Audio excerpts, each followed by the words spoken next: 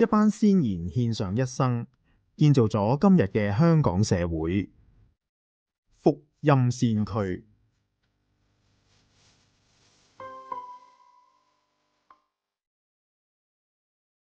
耶穌會高照文神父，1929年4月8日生於法國馬賽嘅一個公教家庭。53年喺馬賽晉鐸。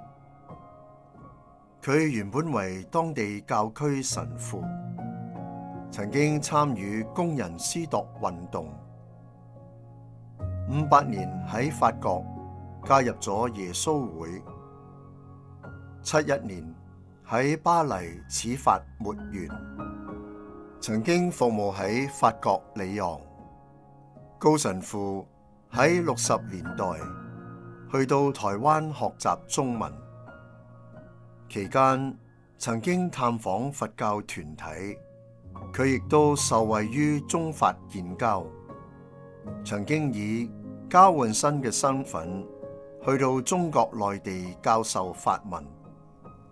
之後返回法國完成博士學位，論文嘅題目為《教士單身法嘅起源》。佢80年代服務台灣嘅堂區，並且再次去中國內地教導法文。高神父1990至2001年喺東京嘅耶穌會中國中心為華人信徒服務，其後佢返到耶穌會中華省。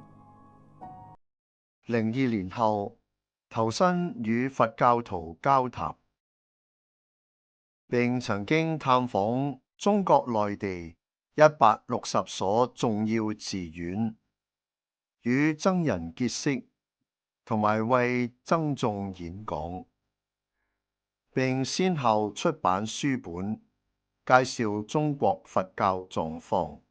耶穌會高照文神父，佢生前喺中國內地積極同佛教徒交談。